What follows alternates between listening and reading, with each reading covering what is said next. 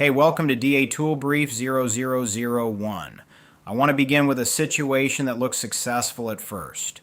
A regional service company has spent 2 years building a strong operation in one market. Revenue is growing. Customer retention is steady. The leadership team has finally reached the point where expansion feels earned. A second market is selected. A launch date is announced. Marketing begins promoting the move. Sales starts taking early commitments. Senior leaders begin speaking about the expansion as the next stage of the company. The objective is legitimate. The opportunity is real. Nobody is manufacturing urgency just to create activity. Then the operating signals begin to change. The hiring plan for the second market is behind. 2 key positions remain open. The supplier supporting the launch has already missed 2 smaller commitments. The operating process has been tested, but only at about half the volume the new market is expected to produce.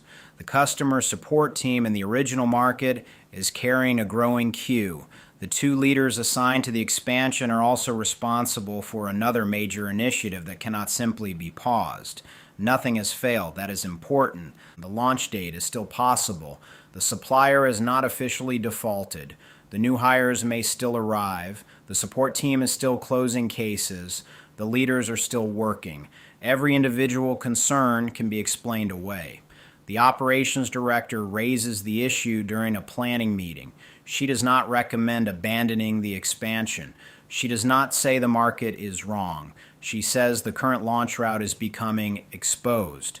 She recommends a phased opening, a smaller first customer group, and a short delay before the company accepts the full volume it originally planned.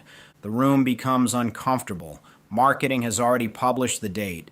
Sales has already spoken to customers. Finance has already included the expected revenue. Senior leaders have already described the launch as a commitment.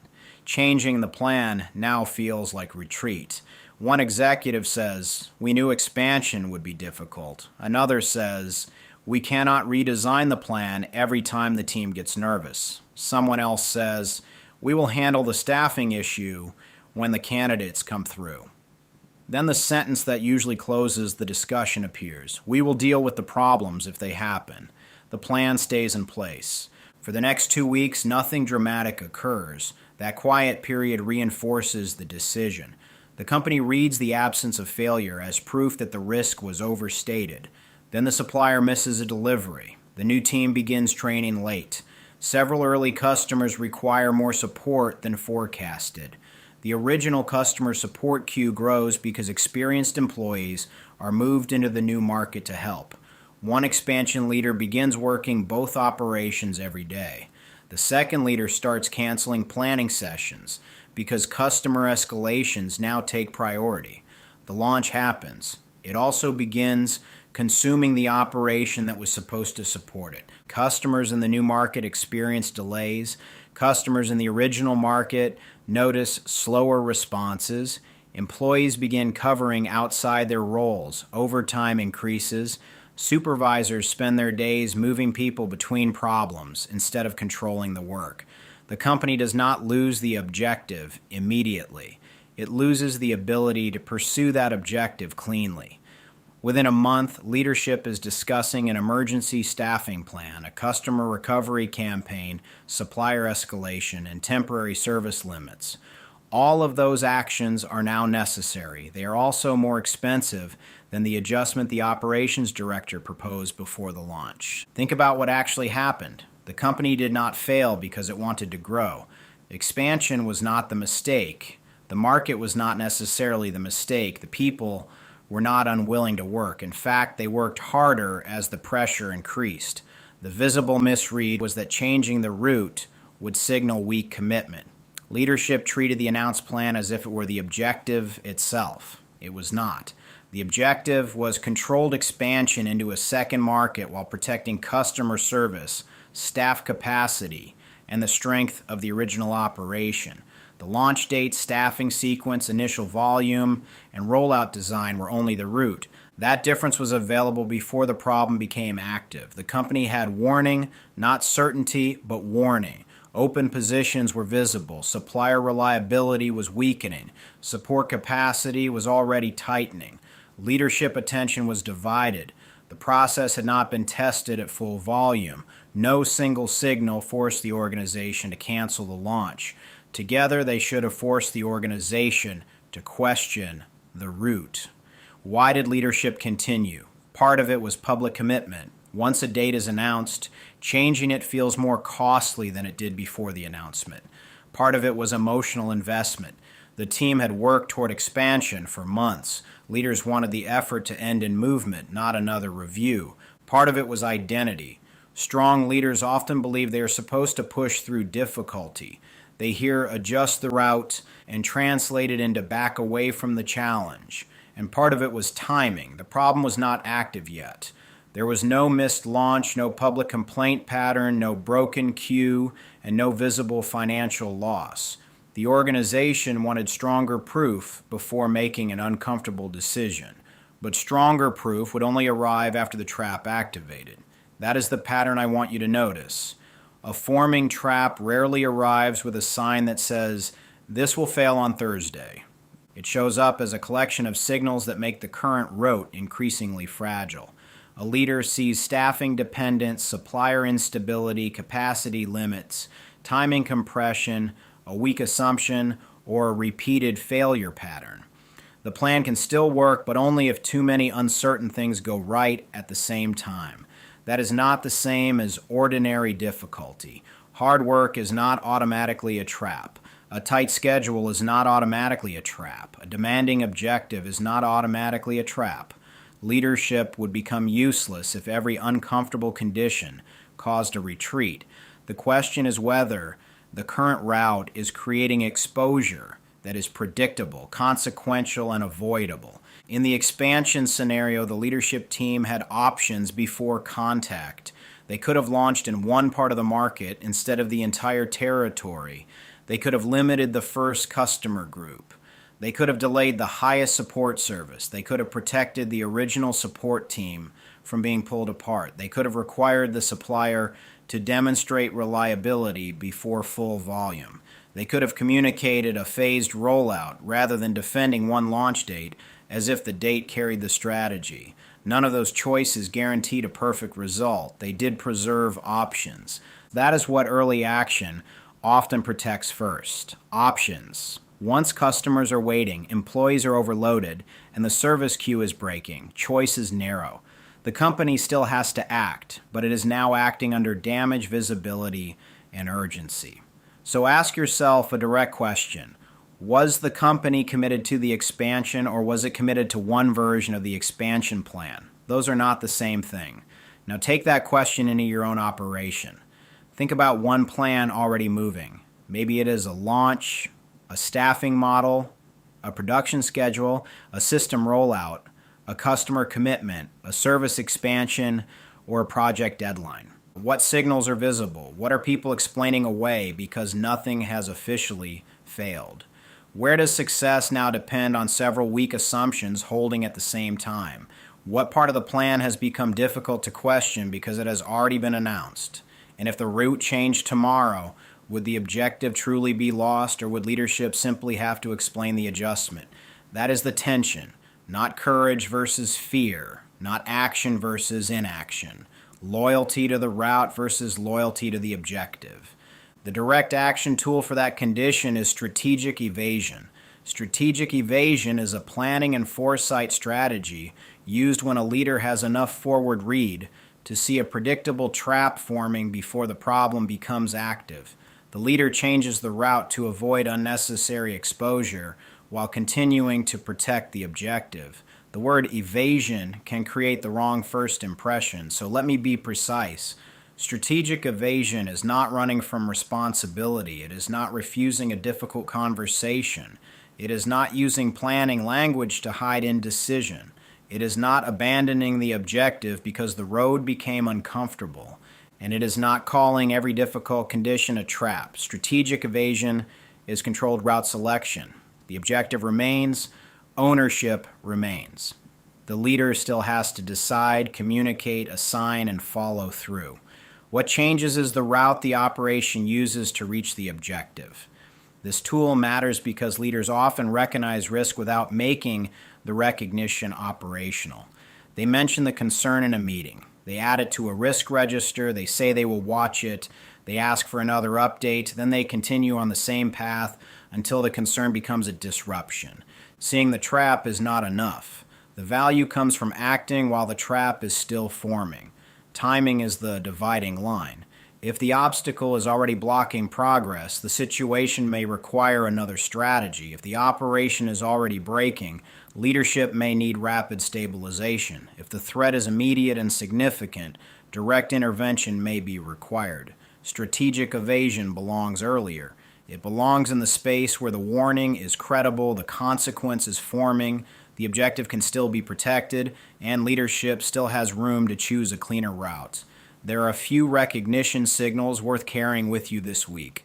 First, the problem has not fully activated. The operation is still moving. That is why people are tempted to wait. Second, the forward read is strong enough to describe the trap. This is more than a vague feeling. There is a visible dependency, timing issue, capacity gap, repeated pattern, or weak assumption. Third, continuing on the current route creates unnecessary exposure. The path may still be possible, but it now requires too much to go right. Fourth, changing the route does not require abandoning the objective. The organization can protect the result through another sequence, scale, timing decision, staffing model, or operating path. Fifth, the cost of acting early is lower than the cost of reacting late. Early action may create friction. Late action creates damage. That recognition level is where I want to keep this public tool brief. Inside the full direct action training, strategic evasion includes a structured method for examining the risk, testing the consequence, establishing another route, assigning ownership, and deciding when the situation must be reassessed. Can you see the difference between a hard path and a preventable collision? Can you separate the objective from the original plan? Can you recognize when the team is asking for more proof, even though waiting for that proof will remove the best options? That is where the tool begins. Strategic evasion also does not require perfect prediction. Leaders rarely receive complete certainty before a trap forms. If certainty is the standard, the decision will usually arrive after the operating window has closed. The forward read has to be responsible, not flawless.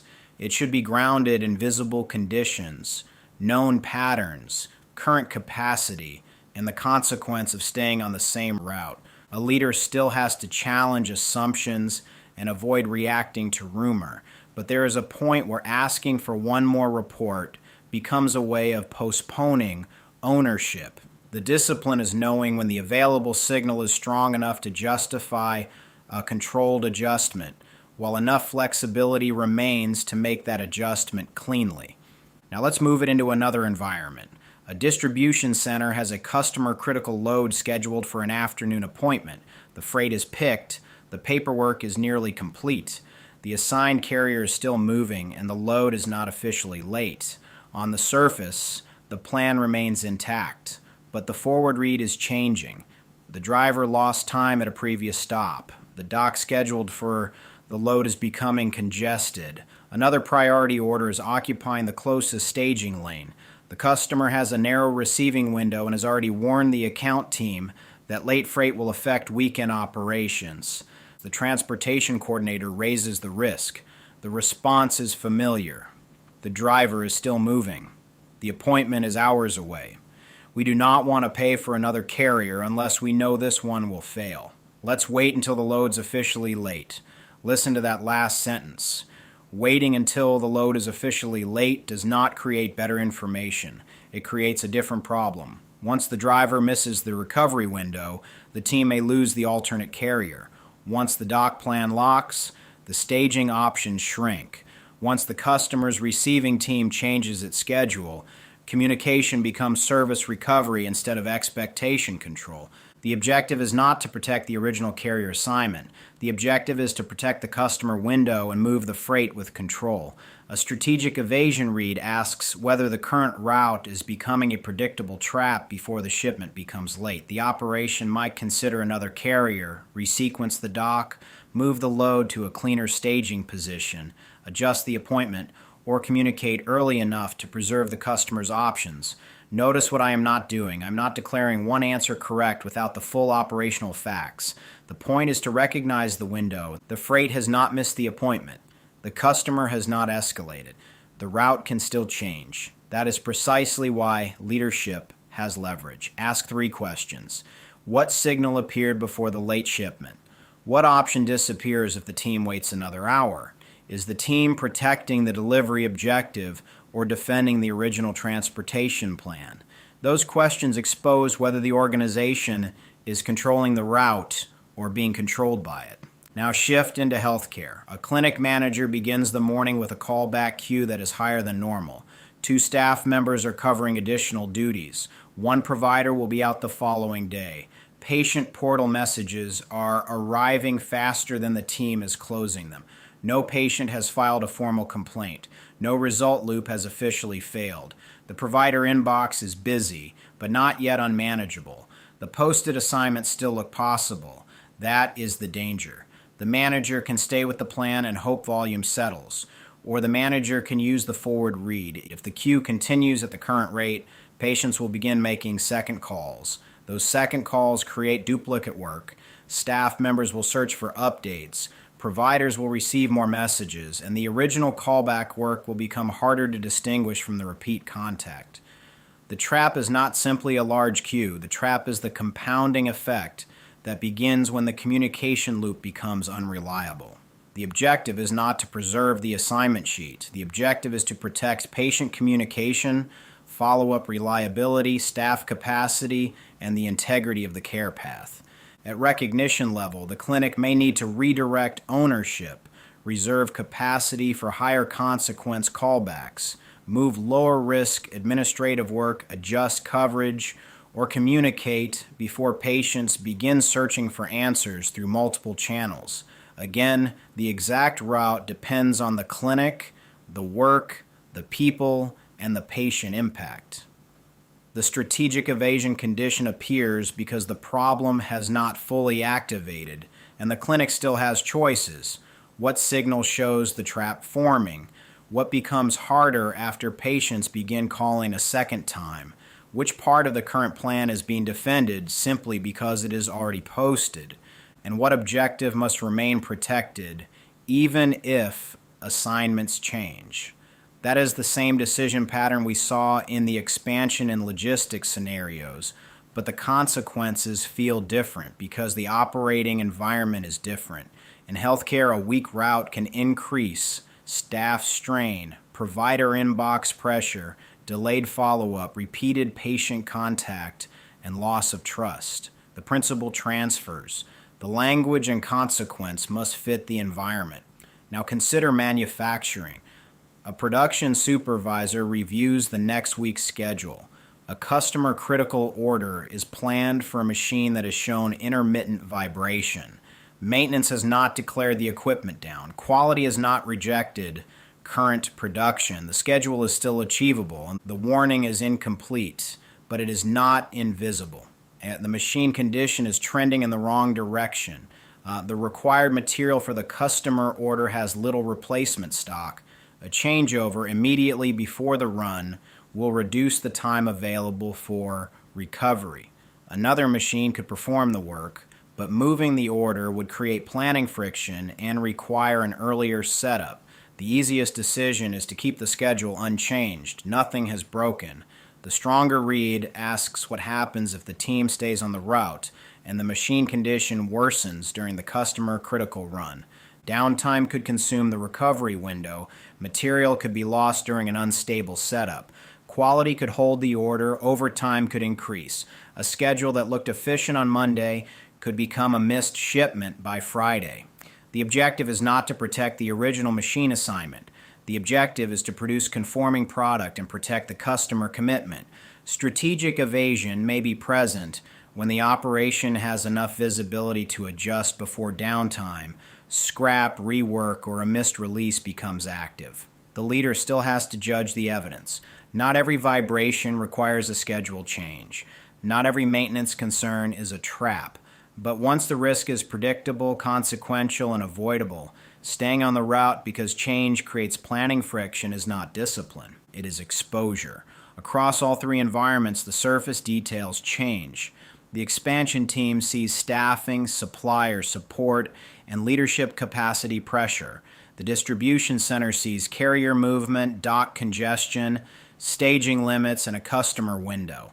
The clinic sees callback volume, provider absence, duplicated contact, and follow-up risk. The production team sees machine condition, material limits, changeover timing, quality, and shipment exposure.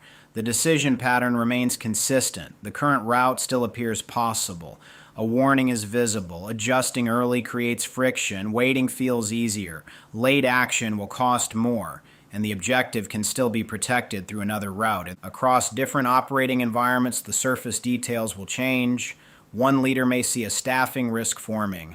Another may see a supplier problem, a capacity issue, a quality concern, a customer expectation, a funding limit, or a schedule that depends on too many weak assumptions holding at the same time. The specific pressure will be different, but the decision pattern remains consistent. The current route still appears possible. A warning is visible. Adjusting early creates friction. Waiting feels easier. Late action will cost more, and the objective may still be protected through another route. That is the forward read strategic evasion depends on. In the episodes ahead, we will keep placing this tool against different kinds of operating pressure. The exact scenarios will change based on the problem being examined. What matters is whether the leader can recognize a predictable trap before it becomes an active disruption. The tool is the point. The situation is the proof. Do not use strategic evasion to escape hard work. Use it to question preventable exposure. Do not change direction simply because the team feels uncomfortable. Change the route when the forward read is credible. The trap is forming. The consequence matters. And another path can protect the objective more cleanly. Do not wait for active damage just so the decision will be easier to defend. By then, the operation may have fewer choices, less time, and a much larger consequence. Before we close, look at one plan already moving through your organization. Do not ask only, can this still work? Most weak plans can still work under the right conditions. Ask what has to go right for the plan to hold. Ask which assumptions are weakening. Ask what signal the team keeps explaining away. Ask what option will disappear if leadership waits. Then separate the objective from the route. What are you truly trying to protect? A customer commitment, patient access, production stability, public trust, staff capacity, a launch, a service standard. Once that objective is clear, ask the harder question. Are you protecting the objective or protecting the route? Because changing it would force an uncomfortable conversation. Strategic evasion is not permission to run from pressure. It is the discipline to stop walking toward preventable damage when you can already see it forming. The route can change. The objective remains. This has been DA Tool Brief 0001, Strategic Evasion. Follow the week as we place this tool inside real operating environments and expose the traps.